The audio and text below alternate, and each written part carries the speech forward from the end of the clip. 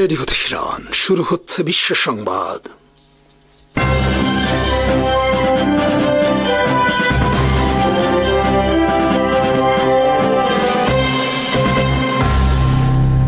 শুরুতেই সংবাদ শিরোনাম। ইরান মধ্যপ্রাচ্যের একটি কৌশলগতভাবে গুরুত্বপূর্ণ দেশ, যার সামরিক সক্ষমতা, প্রযুক্তিগত অগ্রগতি এবং ভূরাজনৈতিক অবস্থান সবসময়ই আন্তর্জাতিক মহলের নজরে থাকে। সাম্প্রতিক সময় জানা গেছে ইরান রাশিয়ার Su-35 যুদ্ধবিমান কেনার সম্ভাব্য চুক্তি বাতিল করেছে এবং চীনা J-10CE যুদ্ধবিমানের সঙ্গেও কোনো ডিল করেনি। এই সিদ্ধান্ত নিছকই আর্থিক বা প্রযুক্তিগত কারণে নয়, বরং এটি ইরানের দীর্ঘমেয়াদী সামরিক ও কৌশলগত পরিকল্পনার অংশ। দেশটি নিজেদের সক্ষমতা বাড়াতে চায় অভ্যন্তরীণ সামরিক শিল্প, স্যাটেলাইট প্রযুক্তি এবং প্রতিরক্ষা অবকাঠামোর উপর নির্ভর করে।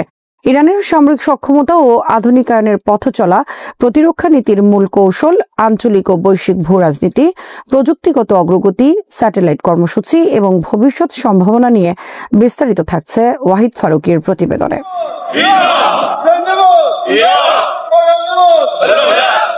ইরানের সামরিক কাঠামো দুটি বড় অংশে বিভক্ত।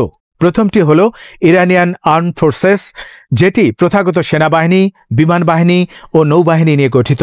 অন্যটি হল ইসলামিক রেভলিউশনারি গার্ড কোর বা IRGC, বিপ্লবী গার্ড, যারা সামরিক, গোয়েন্দা ও রাজনৈতিক শক্তি হিসেবে সমান্তরালে কাজ করে।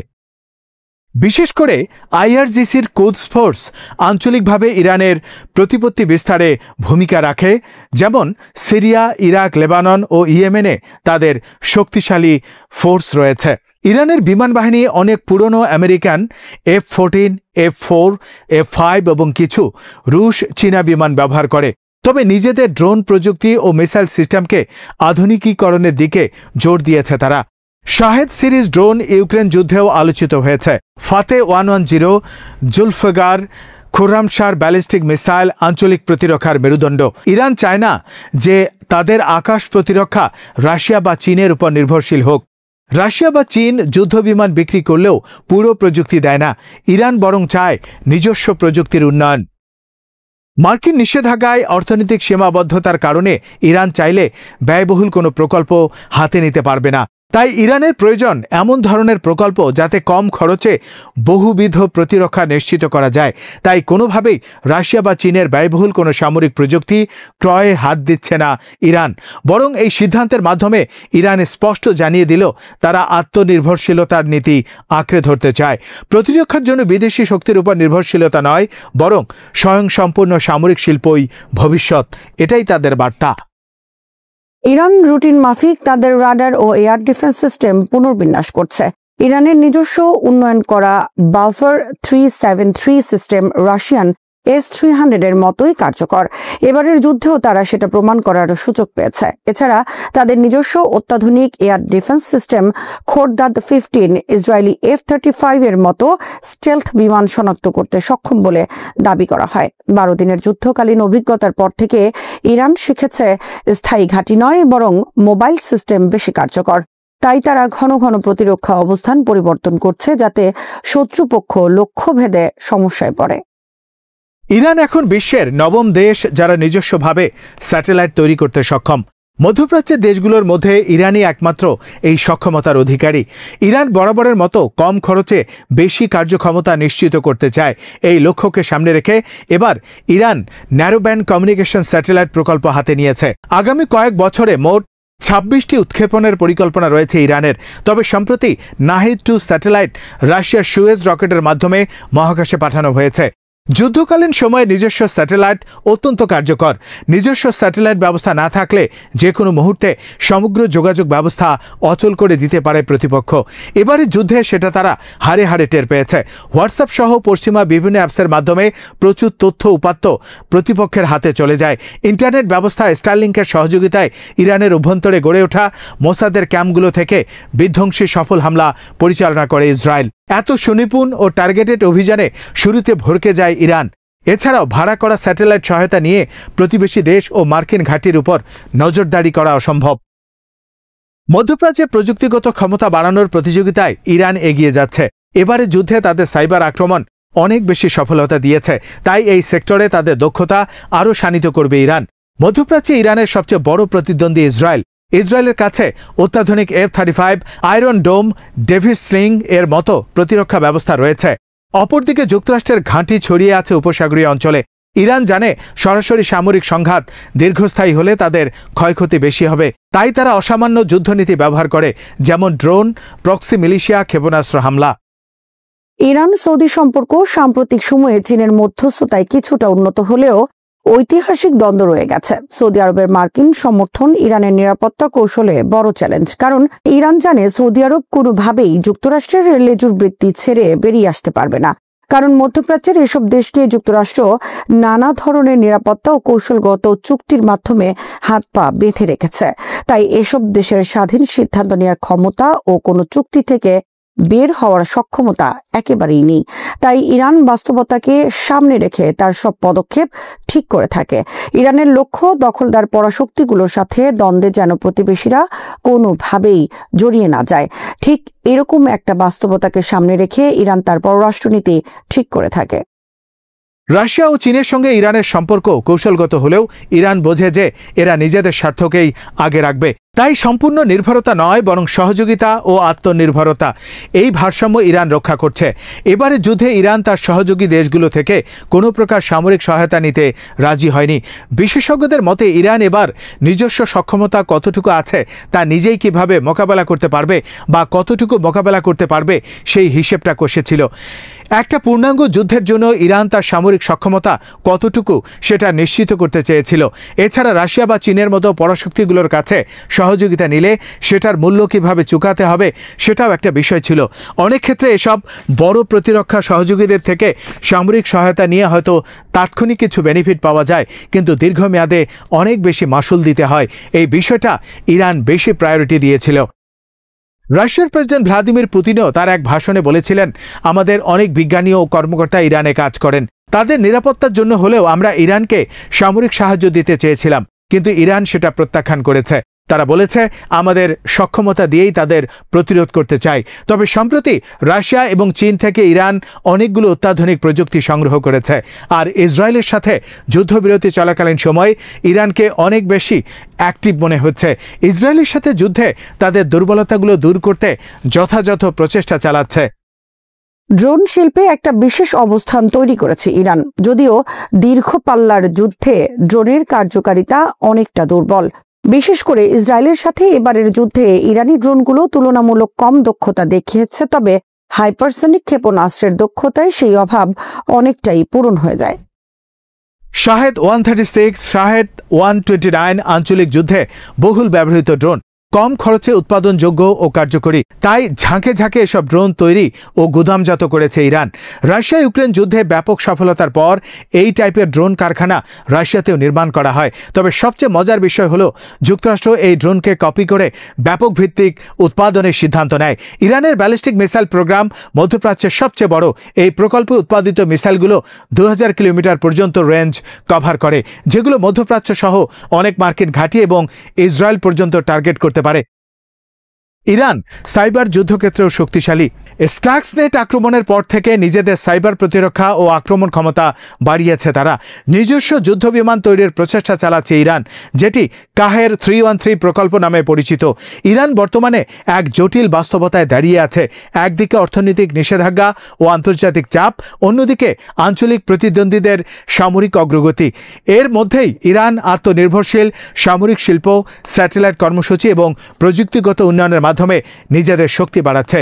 Su-35 বা J-10C এর মতো চুক্তি বাতিলের মাধ্যমে তারা প্রমাণ করে দিয়েছে যে বিদেশি শক্তির উপর পুরোপুরি নির্ভর না করে অভ্যন্তরীণ সক্ষমতাই তাদের মূল ভরসা। ভবিষ্যতে ইরান যদি সফলভাবে তাদের স্যাটেলাইট নেটওয়ার্ক, ড্রোন প্রযুক্তি এবং আকাশ প্রতিরক্ষা ব্যবস্থা আধুনিকায়ন করতে পারে, তবে মধ্যপ্রাচ্যের ক্ষমতার ভারসাম্যে বড় পরিবর্তন আসবে। এক্ষেত্রে ইরানের ভূমিকা শুধু আঞ্চলিক নয়, বরং বৈশ্বিক কৌশলগত পরিসরে আরও গুরুত্বপূর্ণ হয়ে উঠবে। ইরানের সামনে আর কোনো বিকল্প নেই, শুধু আরো শক্তিশালী হতে হবে। ইসরায়েলের সঙ্গে 12 দিনের বিধ্বংসী সংঘাতের পর ইরানের সেনাপ্রধান যুদ্ধোত্তর পরিস্থিতিতে তেহরানের এই ঘোষণা মধ্যপ্রাচ্য জুড়ে নতুন আশঙ্কা তৈরি করেছে। জুন মাসের যুদ্ধে ইসরায়েল ও যুক্তরাষ্ট্র একযোগে ইরানের সামরিক ও পরমাণু স্থাপনায় হামলা চালায়। এর জবাবে তেহরান ক্ষেপণাস্ত্র নিক্ষেপ করে কাতারে যুক্তরাষ্ট্র ব্যবহৃত আল উদেইদ এয়ারবেস সহ কয়েকটি কৌশলগত স্থাপনায়। ভয়াবহ সংঘাতে প্রাণ হারায় অন্তত 935 থেকে 1190 জন ইরানি, আহত হন আরও 4000-এরও বেশি। নিহতদের মধ্যে ছিল 38 শিশু ও 132 নারী। অন্যদিকে ইরানের ক্ষেপণাস্ত্রে নিহত হয় 29 ইসরায়েলি, আহত হয় 3200-র বেশি মানুষ। বিশ্লেষকদের মতে এই ক্ষয়ক্ষতি দুই পক্ষকেই নতুন যুদ্ধের প্রস্তুতিতে ঠেলে দিয়েছে। হাতামি বলেন, আমাদের এমন সেনাবাহিনী চাই যারা সঠিকভাবে দায়িত্ব পালন করতে পারে। ইরানের ভৌগোলিক ও কৌশলগত অবস্থান আমাদের সবসময়ই আক্রমণের লক্ষ্য বানিয়েছে, তাই শক্তিশালী হওয়া আমাদের জন্য আরও জরুরি। একই সঙ্গে আন্তর্জাতিক চাপও বাড়ছে। যুক্তরাজ্য, ফ্রান্স ও জার্মানি E3 দেশগুলো হুঁশিয়ারি দিয়েছে আগস্টের শেষে তারা জাতিসংঘের নিরাপত্তা পরিষদের 2231 নম্বর প্রস্তাবের স্ন্যাপব্যাক ব্যবস্থা চালু করতে পারে। এতে কার্যত পুরনো সব নিষেধাজ্ঞা ফিরিয়ে আনা হবে। অক্টোবরেই মেয়াদ শেষ হতে যাচ্ছে 2015 সালের পরমাণু চুক্তি JCPOA এর, ফলে অনিশ্চয়তা আরও তীব্র।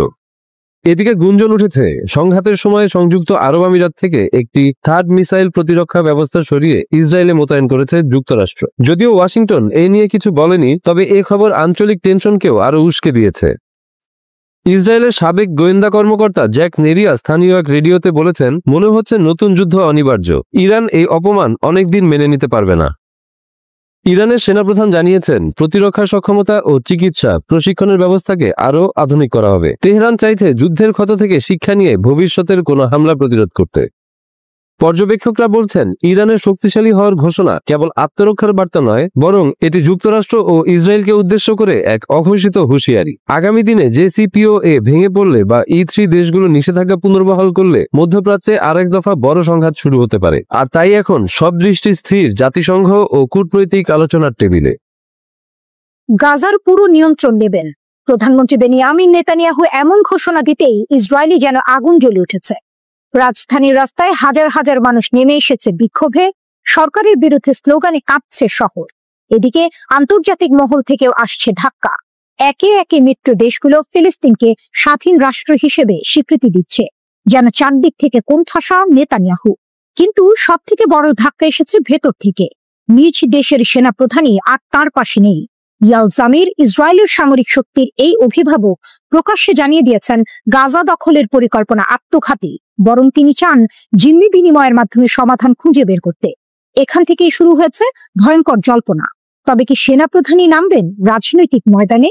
যুদ্ধের মাঠে ক্লান্ত ভাঙা মনোবল নিয়ে দাঁড়িয়ে আছে ইসরায়েলি সেনারা। 2 বছরের রক্তক্ষয়ী সংঘাতে শত শত সেনা প্রাণ হারিয়েছে। কেউ কেউ হতাশায় আত্মহত্যার পথ বেছে নিচ্ছেন।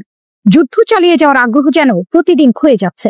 অনেক সেনা সরাসরি বলেই ফেলেছেন, গাজা দখল করতে চাইলে চাই দানবীয় শক্তি। হাজার হাজার সৈন্য নামিয়েও সেটা সহজ নয়। তবু নেতানিয়াহু যেন শুনতেই চান না, বরং তিনি নতুন করে 60,000 রিজার্ভ সেনাকে ডাক দিয়েছেন। সেপ্টেম্বরেই তাদের রিপোর্ট করতে হবে। কিন্তু সেনাপ্রধান ইয়াল জামির দৃঢ় কণ্ঠে ঘোষণা করেছেন, সমাধান যুদ্ধ নয়, সমাধান হলো আলোচনায়। এ এক ভয়ঙ্কর বার্তা। সরকারের সঙ্গে সেনাবাহিনী টানাপোড়েন এবার প্রকাশ্যে। এই পরিস্থিতিতে প্রশ্ন উঠছে, ইসরায়েলে কি তবে সামরিক অভ্যুত্থান ঘটতে যাচ্ছে? ইতিহাস বলছে দেশটি সবসময় ডেমোক্রেটিক কাঠামো আঁকড়ে ধরেছে, কিন্তু এখন যখন সেনাবাহিনী ও সরকারের মধ্যে আস্থার সেতু ভেঙে পড়ছে, তখন গুঞ্জনই স্বাভাবিক। রাজনৈতিক বিশ্লেষকদের মতে সরাসরি অভ্যুত্থান হওয়ার সম্ভাবনা তুলনামূলক কম, কারণ শক্তিশালী ডিপ টেস্ট এই পরিস্থিতি সামাল দিতে মরিয়া। সেনাপ্রধানও সরাসরি ক্ষমতা দখলের কথা ভাবছেন না, তবে ঝুঁকি অন্য জায়গায়। নেতানিয়াহুকে হয়তো অন্যভাবে সরিয়ে দেওয়া হতে পারে। হত্যা, হঠাৎ পদত্যাগ কিংবা আগাম নির্বাচন, সম্ভাবনার খেলা এখন যে কোনো দিকে মন নিতে পারে। একদিকে রাস্তায় বিক্ষোভ করা ইসরায়েলিরা, অন্যদিকে যুদ্ধক্ষেত্রে ক্লান্ত সৈন্যরা। মাঝখানে দাঁড়িয়ে আছেন নেতানিয়াহু, নিজের ভবিষ্যৎ আঁকড়ে ধরা এক নেতা। তার সামনে শুধু গাজার মানচিত্র নয়, সামনে রয়েছে রাজনৈতিক টিকে থাকার লড়াই। অভ্যুত্থান হোক বা না হোক, স্পষ্ট হচ্ছে একটাই সত্য, ইসরায়েল এমন এক সন্ধিক্ষণে দাঁড়িয়ে গেছে যেখানে প্রতিটি সিদ্ধান্ত নির্ধারণ করবে দেশটির ভবিষ্যৎ। প্রতিরক্ষামন্ত্রী বনাম সেনাপ্রধান, যুদ্ধের ভেতরেই আরেক যুদ্ধ। গাজার রক্তক্ষয়ী সংঘর্ষের ভেতরেও ইসরায়েলের প্রতিরক্ষামন্ত্রী ইয়াভ গ্যালান্ট কার্টস এবং IDF প্রধান ইয়াল জামিরের মধ্যে বিরোধ তীব্র আকার নিয়েছে। বিষয় সেনাবাহিনী নিয়োগ ও পদোন্নতি। জামির সম্প্রতি কিছু কর্নেল ঊর্ধ্বতন কর্মকর্তার পদোন্নতির প্রস্তাব দেন, কিন্তু কার্ডস প্রকাশ্যে সেই প্রক্রিয়া আটকে দেয়। তিনি গর্জে ওঠেন, 7 অক্টোবরের পর তত্ত্বাবধান ছাড়া কোনো সেনাবাহিনী থাকতে পারে না। কর্নেল থেকে উপরের পদোন্নতির চূড়ান্ত অনুমোদন আমার হাতেই থাকবে। তবে ইসরায়েলের সামরিক আইনে কোথাও স্পষ্ট করে বলা নেই যে প্রতিরক্ষা মন্ত্রী পদোন্নতির চূড়ান্ত কর্তৃপক্ষ। 1992 সালের জেনারেল স্টাফ ওয়ার্ডার বলছে আইডিএফ প্রধানই আসল নিয়োগকারী আর প্রতিরক্ষা মন্ত্রী কেবল অনুমোদনকারী, তাও যখন দুই পক্ষের মধ্যে একমত হয়। 11ই আগস্ট পরিস্থিতি আরো নাটকীয় হয় যখন জামির প্রকাশ্যে সরকারের সমালোচক সাবেক সেনাপ্রধান গাবি আশকেনাজি ও প্রাক্তন অপারেশনস ডিরেক্টর ইসরায়েল জিভের সাথে দেখা করেন। কানের প্রতিবেদনে বলা হয় এই বৈঠকে সামরিক স্বাধীনতা ও রাজনৈতিক হস্তক্ষেপ নিয়ে গোপন আলোচনা হয়। কার্ডস ক্ষুব্ধ। তিনি অভিযোগ করেন জামির প্রক্রিয়া ভেঙে অ্যাডহক বৈঠকের মাধ্যমে সিদ্ধান্ত চাপিয়ে দেওয়ার চেষ্টা করছেন।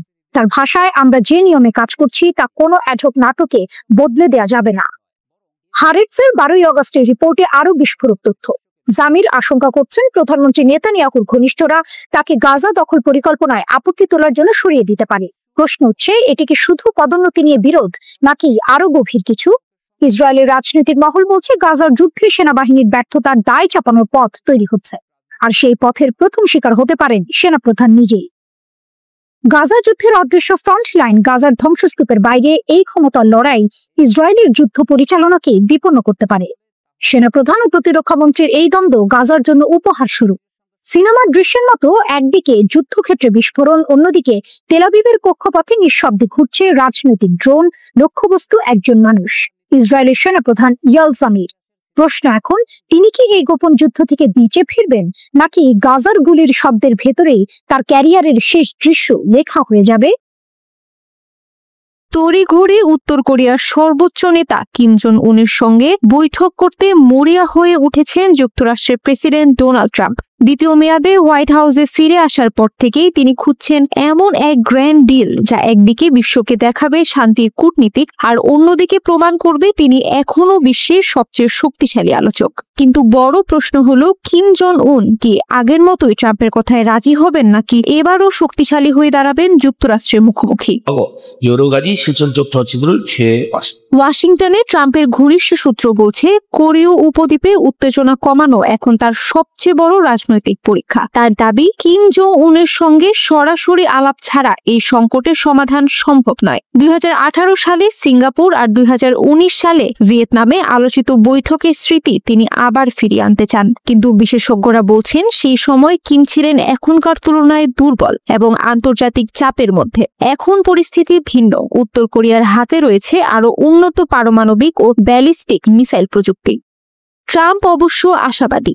ফক্স নিউজকে দেওয়া এক সাক্ষাৎকারে তিনি বলেছেন, কিম জং উনের সঙ্গে তার ব্যক্তিগত সম্পর্ক এখনো দারুণ এবং কিম প্রতিশ্রুতি দিয়েছেন তিনি ট্রাম্পের আমলে কোনো বড় ধরনের সামরিক পদক্ষেপ নেবেন না। তবে বিশ্লেষকরা এটিকে দেখছেন কূটনৈতিক নাটক হিসেবে, কারণ কিমের বক্তব্য সবসময় ব্যর্থ। তিনি শান্তির হাত বাড়ান, আবার মুহূর্তেই মিসাইল উৎক্ষেপণ করে হুঁশিয়ারিও দেন। 조선반도 정세 긴장이 분으로 되고 있는 왜 এই সমীকরণ আরো বেশি জটিল হয়েছে চীন ও রাশিয়ার কারণে। বেজিং ও মস্কোর সঙ্গে উত্তর কোরিয়ার সম্পর্ক এখন আগের যে কোনো সময়ের চেয়ে ঘনিষ্ঠ। কিম যদি আবার ট্রাম্পের টেবিলে বসেনও তার পেছনে থাকবে শি জিনপিং আর ভ্লাদিমির পুতিনের পরামর্শ। তাই ওয়াশিংটনের কূটনৈতিক চাল এবার আগের মতো একতরফা হবে না, বরং আলোচনার টেবিলে যুক্তরাষ্ট্রকে মোকাবেলা করতে হবে এক অঘোষিত জোটকেই। তাইওয়ান ইস্যু ও ইউক্রেন যুদ্ধের মতো বৈশ্বিক সংকটে ব্যস্ত অবস্থাতেই ট্রাম্পকে এখন উত্তর কোরিয়া ফ্রন্ট সামলাতে হচ্ছে। তার প্রশাসনের কর্মকর্তারা বলছেন, যদি কিম জং উনকে বোঝানো না যায় তবে এশিয়া প্রশান্ত মহাসাগরীয় অঞ্চলে যুক্তরাষ্ট্রের প্রভাব মারাত্মকভাবে কমে যাবে, আর সেটি হবে চীন ও রাশিয়ার জন্য কূটনৈতিক জয়। তবে উত্তর কোরীয় উপদ্বীপের ইতিহাস বলছে এখন পর্যন্ত কোনো বৈঠকই চূড়ান্ত সমাধান দেয়নি। তাই প্রশ্ন থেকেই যাচ্ছে, ট্রাম্প কি এই বৈঠক দিয়ে নিজের রাজনৈতিক অবস্থান শক্ত করতে চাইছেন নাকি সত্যি চান শান্তি চুক্তি? অন্যদিকে উত্তর কোরিয়ার নেতার জন্য এ বৈঠক হবে মর্যাদা অর্জনের সুযোগ। আন্তর্জাতিক অঙ্গনে নিজেকে এক শক্তিশালী রাষ্ট্রনেতা হিসেবে প্রতিষ্ঠা করার এটিই বড় সুযোগ। বিশ্লেষকরা বলছেন ট্রাম্প ও কিম জং উনের এই বৈঠক যদি সত্যি অনুষ্ঠিত হয় তবে তা বিশ্ব রাজনীতিতে নতুন এক অধ্যায় খুলবে। তবে অনেকে সতর্ক করেছেন, কূটনীতির মঞ্চে হাসি আলিঙ্গনের দৃশ্য যতই জাঁকজমকপূর্ণ হোক না কেন, বাস্তব রাজনীতির কঠিন সমীকরণ সহজে বদলাবে না। শান্তি আসবে কি আসবে না সেটি নির্ভর করছে ট্রাম্পের কূটনৈতিক মেধা আর কিমের অপ্রত্যাশিত পদক্ষেপের উপর। ভবিষ্যতের ভাবনা ভাবাই বুদ্ধিমানের কাজ। এবার তুরস্ক যেন সেই উপদেশ মেনেই দেশ জুড়ে বাংকার বানানো শুরু করে দিয়েছে। বিশ্বের চলমান যুদ্ধ পরিস্থিতি দেখে আগে ভাগেই যেন ব্যবস্থা নিয়ে রাখছে তুরস্ক। বলা তো যায় না কে কখন আক্রমণ করে বসে। মধ্যপ্রাচ্যে চলমান অস্থিরতা, বিশেষ করে ইরান ইসরায়েল যুদ্ধের পরিস্থিতি তুরস্ককে নিজ দেশের নাগরিকদের নিরাপত্তা নিয়ে নতুন করে ভাবিয়ে তুলেছে। ক্রমবর্ধমান যুদ্ধ ও সংকটের ঝুঁকি বিবেচনায় দেশটি একটি জাতীয় বোমা আশ্রয় কেন্দ্রের অবকাঠামো নির্মাণ প্রকল্প শুরু করেছে, যা তুরস্কের 81টি প্রদেশে বাস্তবায়িত হবে। প্রকল্পটির মূল প্রেরণা হিসেবে কাজ করেছে তুরস্কের ন্যাশনাল ইন্টেলিজেন্স একাডেমির এক সাম্প্রতিক প্রতিবেদন। গত মাসে প্রকাশিত ওই প্রতিবেদনে ইরান ইসরায়েলের 12 দিনের যুদ্ধ বিশ্লেষণ করে দেখা যায়, ইসরায়েলের সুসংগঠিত ও কার্যকর আশ্রয়কেন্দ্র নেটওয়ার্কের কারণে যুদ্ধকালীন সময়ে তাদের নাগরিকদের প্রাণহানি উল্লেখযোগ্যভাবে কম ছিল। ইরানের প্রায় 1000 মানুষের প্রাণহানি যেখানে ঘটেছে, সেখানে ইসরায়েলে নিহত হয় মাত্র 28 জন। এই পরিসংখ্যান তুরস্কের নিরাপত্তা পরিকল্পনাকারীদের জন্য ছিল একটি গুরুত্বপূর্ণ সতর্কবার্তা। প্রেসিডেন্ট রিসেপ তাইয়েপ এরদোয়ানের সভাপতিত্বে অনুষ্ঠিত মন্ত্রিসভা বৈঠকে বিষয়টি নিয়ে বিস্তৃত আলোচনা হয়। এরপর পরিবেশ, নগরায়ন ও জলবায়ু পরিবর্তন মন্ত্রণালয় রাষ্ট্রীয় আবাসন উন্নয়ন সংস্থা টোকিকে আশ্রয় কেন্দ্র নির্মাণের দায়িত্ব দেয়। ইতোমধ্যে আঙ্কারা সহ কয়েকটি শহরে নির্মাণ কাজ শুরু হয়ে গেছে। তুরস্কের শীর্ষস্থানীয় সংবাদ মাধ্যম এনটিভি জানায়, এই প্রকল্পের আওতায় নির্মিত আশ্রয় কেন্দ্রগুলো হবে আধুনিক, টেকসই ও বহুমুখী ব্যবহারের উপযোগী। জরুরি পরিস্থিতিতে দ্রুত প্রবেশযোগ্য এসব বাংকার শুধু যুদ্ধ নয়, প্রাকৃতিক দুর্যোগ বা এমনকি পারমাণবিক হুমকির সময়েও সাধারণ মানুষের নিরাপত্তা নিশ্চিত করতে পারবে। বর্তমানে তুরস্কে কার্যকর কোনো আশ্রয় কেন্দ্র অবকাঠামো নেই বললেই চলে। যেগুলো আছে সেগুলো আন্তর্জাতিক বা মৌলিক নিরাপত্তা মানদণ্ড পর্যন্তও পৌঁছায়নি। ফলে এই প্রকল্প বাস্তবায়নের আগে ইসরায়েল, জাপান ও সুইজারল্যান্ডের সফল আশ্রয় কেন্দ্র মডেলগুলোর বিশ্লেষণ করা হয়েছে, যাতে বিশ্বমানের নিরাপদ বোমা আশ্রয় কেন্দ্র তৈরি করা সম্ভব হয়। তুরস্কের জন্য আশ্রয় কেন্দ্র সংক্রান্ত নীতি একেবারে নতুন কোনো বিষয় নয়। 1987 সালে শেল্টার রেগুলেশনের আওতায় নির্দিষ্ট আকারের ভবনে আশ্রয় কেন্দ্র রাখা বাধ্যতামূলক করা হয়েছিল। তবে দীর্ঘদিন ধরে এই নীতির বাস্তব প্রয়োগ তেমনভাবে দেখা যায়নি। বাস্তবে দেখা গেছে অনেক অ্যাপার্টমেন্ট বা আবাসন প্রকল্পে আশ্রয় কেন্দ্রের জন্য নির্ধারিত স্থান ব্যবহার করা হয়েছে পার্কিং লট কিংবা গুদামঘর হিসেবে। তুরস্কের এবারের উদ্যোগ সেই দীর্ঘ উপেক্ষিত নিরাপত্তা শূন্যতা দূর করার প্রয়াস। মেট্রো স্টেশন সহ গুরুত্বপূর্ণ নগর অবকাঠামোকে আশ্রয়ের কাজে ব্যবহারের পরিকল্পনাও রয়েছে। তাদের লক্ষ্য একটাই, তুরস্ক যেন যে কোনো সংকটে নিজের নাগরিকদের রক্ষায় প্রস্তুত থাকে। হঠাৎ গুরুত্বপূর্ণ ঘাঁটি ছাড়ছে মার্কিন বাহিনী, আর তাতেই নড়েচড়ে বসেছে পশ্চিমা বিশ্ব। অনেকেই বিষয়টিকে ভয়ঙ্কর কিছুর ইঙ্গিত বলে মনে করছেন। এদিকে যুক্তরাষ্ট্রের অভিবাসন নীতি কঠোর হওয়ায় ছাড়ছেন অনেকে। ভিওরি নিউজের দাবি, যুক্তরাষ্ট্রের অনেকেই এখন দেশ ছেড়ে অন্য দেশে চলে যাচ্ছেন। ইরাকে মার্কিন সেনা উপস্থিতি হঠাৎ করেই দ্রুত কমে আসছে। একাধিক আন্তর্জাতিক গণমাধ্যমের প্রতিবেদনে জানা গেছে, আগাম সময়সূচির বাইরে গিয়ে যুক্তরাষ্ট্র তাদের সেনাদের ইরাক থেকে সরিয়ে নিচ্ছে। ইতোমধ্যে 2টি গুরুত্বপূর্ণ ঘাঁটি থেকে সৈন্য সরানো শুরু হয়েছে। প্রতিবেদন অনুযায়ী পশ্চিম ইরাকের আইন আল আসাদ ঘাঁটি এবং রাজধানী বাগদাদের কাছে অবস্থিত ভিক্টোরিয়া ঘাঁটি থেকে মার্কিন সেনাদের প্রত্যাহার শুরু হয়েছে। এই 2টি ঘাঁটি ইরাকে মার্কিন সেনাদের জন্য অত্যন্ত গুরুত্বপূর্ণ বলে বিবেচিত। সংবাদ মাধ্যমগুলো এই পদক্ষেপকে অপ্রত্যাশিত বলে বর্ণনা করেছে। জানা গেছে, নির্দেশটি এসেছে বাগদাদে অবস্থিত মার্কিন দূতাবাস থেকে। সেই মোতাবেক ধাপে ধাপে সেনা সরিয়ে নেওয়া হচ্ছে। এর মধ্যে কিছু সেনাকে ইরাকের কুর্দিস্তান অঞ্চলের এরবিল শহরে স্থানান্তর করা হচ্ছে, আবার কিছু সেনা প্রতিবেশী এক আরব দেশে পাঠানো হচ্ছে। তবে এই দ্রুত পদক্ষেপের মাধ্যমে ওয়াশিংটন ও বাগদাদের মধ্যে আগে যে ধাপে ধাপে সেনা প্রত্যাহারের রোডম্যাপ তৈরি হয়েছিল, সেটি অনেকাংশেই উপেক্ষিত হচ্ছে। ইরাক সরকারকে এ বিষয়ে অবহিত করা হয়েছে এবং বাগদাদের কর্মকর্তারা জানাচ্ছেন তারা ঘনিষ্ঠভাবে পুরো প্রক্রিয়া পর্যবেক্ষণ করছেন। অন্যদিকে সংসদ সদস্যদের মধ্যে এ নিয়ে মিশ্র প্রতিক্রিয়া দেখা দিয়েছে। কেউ কেউ বলছেন, ইরাকি নিরাপত্তা বাহিনী এখন একাই পরিস্থিতি সামলাতে সক্ষম। প্রাথমিক পরিকল্পনা অনুযায়ী 2025 সালের সেপ্টেম্বরের মধ্যে ধীরে ধীরে বিদেশি সেনারা ইরাক ছাড়ার কথা ছিল, কিন্তু হঠাৎ নেওয়া এই পদক্ষেপে সেই সময়সূচি ভেঙে গেছে। এতে যুক্তরাষ্ট্রের সেনা প্রত্যাহার প্রক্রিয়ায় নতুন অগ্রাধিকার দেখা দিয়েছে বলে বিশ্লেষকরা মনে করছেন। তবে ইরাক সরকার বা যুক্তরাষ্ট্রের প্রতিরক্ষা দপ্তর এখনো পর্যন্ত কেউই আনুষ্ঠানিকভাবে কোনো মন্তব্য করেনি। এদিকে যুক্তরাষ্ট্রের প্রেসিডেন্ট ডোনাল্ড ট্রাম্পের দ্বিতীয় মেয়াদে দেশটিতে অভিবাসন নীতি কঠোর হয়ে গেছে। অবৈধ অভিবাসীদের উপর চাপ বৃদ্ধি, জন্মসূত্রে নাগরিকত্ব বাতিলের উদ্যোগ এবং শুল্ক ও নিরাপত্তা সংক্রান্ত নানা পদক্ষেপের ফলে অনেকে নিজেদের অনিরাপদ মনে করছেন। আর এ কারণে মার্কিন নাগরিকত্ব ছেড়ে অন্য দেশের নাগরিকত্বের দিকে ঝুঁকছেন অনেকে। বিশেষ করে সীমান্তবর্তী এলাকা ও উন্নত জীবনের খোঁজে আমেরিকায় আগত মেক্সিকান অভিবাসীরা নতুন নিয়মের কারণে ভীত ও উদ্বিগ্ন। এই পরিস্থিতিতে বহু মানুষ নিজের শেকড়ে ফিরে যেতে ও মেক্সিকোর নাগরিকত্ব গ্রহণ করতে আগ্রহী। মেক্সিকোর তিওয়ানা শহর সম্প্রতি আই এম মেক্সিকো শিরোনামে একটি বড় ক্যাম্পেইন চালু করেছে। এই কর্মসূচি মূলত মেক্সিকান বাবা মায়ের ঘরে জন্ম নেওয়া মার্কিন নাগরিকদের দ্বৈত নাগরিকত্ব প্রদান করতে শুরু করেছে। ক্যাম্পেইনের মাধ্যমে নাগরিকরা মেক্সিকোর নাগরিক হিসেবে বিভিন্ন সুবিধা পাবেন এবং তাদের নিরাপত্তা ও আইনি অধিকার সুরক্ষিত থাকবে। মার্কিন প্রেসিডেন্ট ডোনাল্ড ট্রাম্প গাজা যুদ্ধ পরবর্তী পরিকল্পনা নিয়ে একটি উচ্চ পর্যায়ের বৈঠকে সভাপতিত্ব করবেন বলে জানিয়েছেন তার বিশেষ দূত স্টিভ উইটকফ। মঙ্গলবার ফক্স নিউজকে দেওয়া এক সাক্ষাৎকারে উইটকফ এ তথ্য জানান। তিনি বলেন, আগামীকাল হোয়াইট হাউসে একটি বড় বৈঠক হচ্ছে, প্রেসিডেন্ট নিজে সেটার নেতৃত্ব দেবেন। আমরা একটি বিস্তৃত পরিকল্পনা নিয়ে কাজ করছি যা আগামী দিনগুলোতে তুলে ধরা হবে। তবে এই পরিকল্পনার বিস্তারিত কিছু জানানো হয়নি। উইটকফের এই মন্তব্য আসে এমন সময় যখন সাংবাদিকরা জানতে চান গাজা যুদ্ধ শেষ হলে সেই পরবর্তী দিনের জন্য তাদের কোনো পরিকল্পনা আছে কিনা। চলতি বছরের ফেব্রুয়ারিতে ট্রাম্প বলেছিলেন গাজার জনগণকে প্রতিবেশী দেশগুলোতে স্থায়ীভাবে পুনর্বাসিত করা যেতে পারে এবং যুক্তরাষ্ট্র ওই ভূখণ্ড নিয়ন্ত্রণে নিয়ে মধ্যপ্রাচ্যের রিভিয়েরা গড়ে তুলতে পারে। ট্রাম্পের কথা নিয়ে ব্যাপক সমালোচনা শুরু হয়। ট্রাম্প মনে করেন প্রথমে প্রায় 20 লাখ বাসিন্দাকে অন্য দেশে পুনর্বাসিত করতে হবে, এরপর গাজা উপত্যকার ধ্বংসস্তূপ ও অবিস্ফোরিত বোমা পরিষ্কার করে সেখানে সমুদ্র তীরবর্তী আবাসন গড়ে তোলা যেতে পারে, যা তিনি মধ্যপ্রাচ্যের রিভিয়েরা হিসেবে কল্পনা করেন। ট্রাম্পের ভাষায় গাজাকে মধ্যপ্রাচ্যের রিভিয়েরা বানানোর বিরাট সুযোগ রয়েছে। রিভিয়েরা বলতে এমন এক উপকূলীয় অঞ্চলকে বোঝানো হয় যেখানে মনোরম প্রকৃতি, সমুদ্র তীর, হালকা আবহাওয়া এবং পর্যটনের জন্য বিলাসবহুল সুবিধা থাকে। এটি সাধারণত অবকাশ যাপনের জন্য জনপ্রিয় এলাকাকে বোঝায়, যেখানে অভিজাত রিসোর্ট, সৈকত ও অবকাশ যাপন কেন্দ্র গড়ে ওঠে। তার এই প্রস্তাবে প্রশংসা জানিয়েছিলেন ইসরায়েলি প্রধানমন্ত্রী বেনিয়ামিন নেতানিয়াহু। তবে ইউরোপীয় ইউনিয়ন ও একাধিক আরব দেশ ট্রাম্পের পরিকল্পনার কড়া সমালোচনা করে। স্টিভ উইটকফ মঙ্গলবার তার আলোচিত পরিকল্পনার বিস্তারিত না জানালেও বলেন, আমি বিশ্বাস করি মানুষেরা দেখে বুঝতে পারবে পরিকল্পনাটি কতটা শক্তিশালী এবং সদিচ্ছায় পরিপূর্ণ। ভারী বৃষ্টিপাত ও বন্যার আশঙ্কায় পাকিস্তান পাঞ্জাব প্রদেশের 3টি নদীর তীরবর্তী এলাকা থেকে অন্তত 1,50,000 মানুষকে সরিয়ে নিয়েছে। ভারত মাধবপুর বাঁধ থেকে অতিরিক্ত পানি ছাড়ার ঘোষণা দেওয়ার পর সোমবার এই সতর্কতামূলক পদক্ষেপ নেওয়া হয় বলে জানিয়েছেন দেশটির কর্মকর্তারা। সম্প্রতি প্রতিবেশী দুই দেশ ভারত ও পাকিস্তানি প্রবল বর্ষণ ও আকস্মিক বন্যায় ক্ষতিগ্রস্ত হয়েছে। নতুন করে বাঁধ থেকে পানি ছাড়লে পাকিস্তানের কৃষিভিত্তিক প্রাণকেন্দ্র পাঞ্জাব প্রদেশের বিস্তীর্ণ এলাকা প্লাবিত হওয়ার আশঙ্কা রয়েছে। এই অঞ্চলকে দেশটির খাদ্যশস্য উৎপাদনের মূল ভাণ্ডার হিসেবে বিবেচনা করা হয়।